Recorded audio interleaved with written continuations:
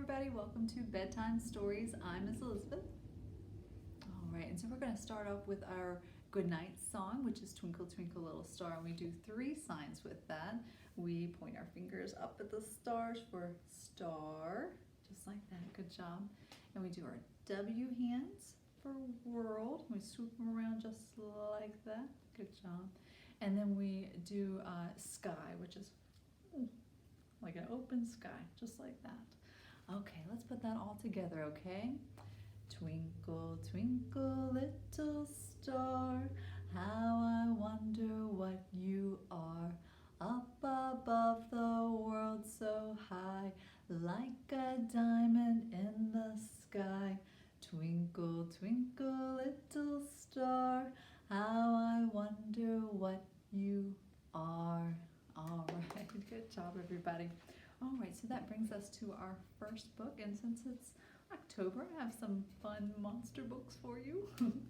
All right, and the first one we have is called The Runaway Mummy, and this is a petrifying parody from Runaway Bunny, which you might know. And this is by Michael Rex, and it's a Penguin for young readers. So, Runaway Mummy. Can you see those? Mummy, the mommy mummy and the little mummy right there. All right, here we go. Once there was a little mummy who wanted to run away. If you run away, said Mother Mummy, I will get you, for you are my rotten little mummy. If you try to get me, said the little mummy, I will turn into a serpent that lurks at the bottom of the sea. If you turn into a serpent, said Mother Mummy, I will become a sea monster that will wrap around you and never let you go. Not so tight, Mummy. Well, if you become a sea monster, said little Mummy, I will become a gargoyle and hide on a freezing mountaintop. If you become a gargoyle, said Mother Mummy, I will turn into a dragon and breathe fire on you to keep you warm. Aw, that's a little hot.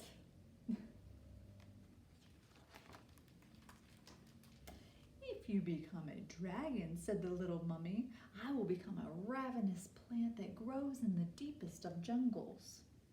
Well, if you become a ravenous plant, said Mother Mummy, I will become a monstrous gorilla that will stuff you with food from the treetops. That's enough already. You become a monstrous gorilla, said the little mummy, I will become a huge bat that will haunt the night. Well, if you become a huge bat, said Mother Mummy, I will become an ancient cathedral where I can watch over you forever. What do you think he says about that?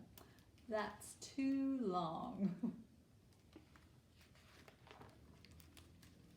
Well, if you become an ancient cathedral, said little mummy, I will become a humongous beast that tramples everything in my way. Well, if you become a humongous beast, said Mother Mummy, I will become a sky-high monster with razor-sharp claws to tickle you. Oh, stop, I can't take it. If you become a sky-high monster, said little mummy, then I will become a little boy who takes karate and learns to play piano. No, cried Mother Mummy, not a little boy. That would be horrible.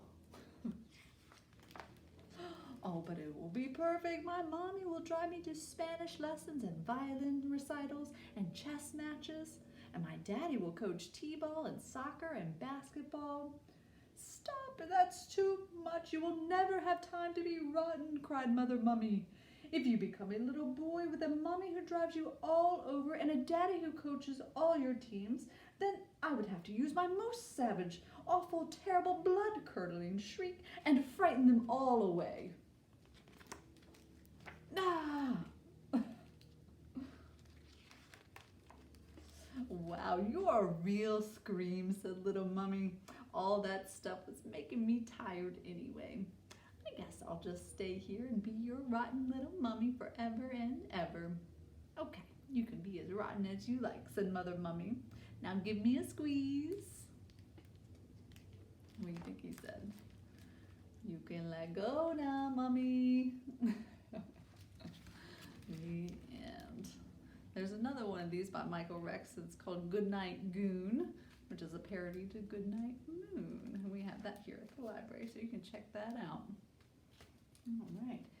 For my next book I have for you, it's Halloween Goodnight. What do you think about that one? You see that? The little werewolf with a little stuffed Frankenstein. Kind of cute. So Halloween Goodnight by Doug Cushman, and it's a Henry Holt and Company publication. There we go, nice starry page. Halloween Goodnight.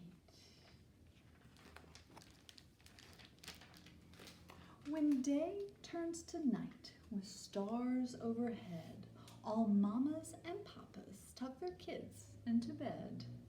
But if you were a monster on Halloween night, how would you wish your mama and papa good night?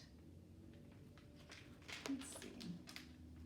If you were a werewolf on the moor's muck and mire, near an old gypsy cart of smoldering fire, with a full yellow moon shining its ghostly, ghastly moonlight, how would you tell your hairy papa good night? Say, yow! To howl at the moon.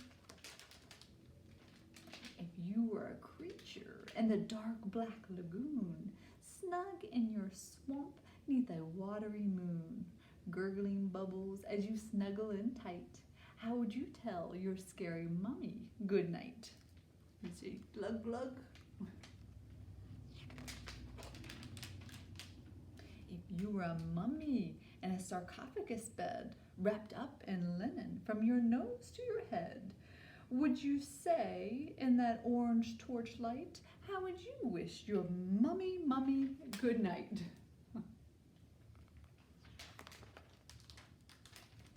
You were a skeleton in a graveyard of stones, clacking and rattling all your dry, bleached out bones, yawning a yawn in the ivory moonlight. How would you tell your bony daddy good night? Clickety, clackety, clack, clack. If you were a ghost haunting a castle and moat, rattling thick chains, making underpants float, when you stopped all your moaning and screeching and fright, how would you tell your phantom papa good night? Boo, boo. If you were a witch with a bubbling brew of frog hairs and worm feet and a tongue from a shoe, when this foul-smelling potion is seasoned just right, how do you tell your kitty good night?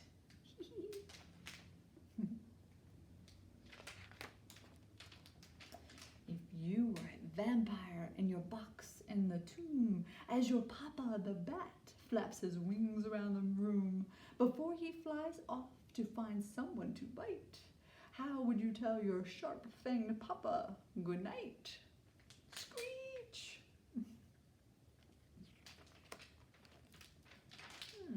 If you were an alien in a spaceship from Mars, exploring some galaxies, planets, and stars, snug in your sleep tube, traveling faster than light, how would you tell your Martian mommy good night? Across the whole world, monsters short, thin, and round, in castles, lagoons, and deep underground, tuck their kids into bed and pull the blankets up tight. So how do you tell your mama and papa good night? There we go. And look at this. All the different ways to say good night. Isn't that neat? That's neat. All right, well, thank you so much for joining me this evening, and I hope that your dreams are as sweet as you are. I'll see you next time. Bye-bye.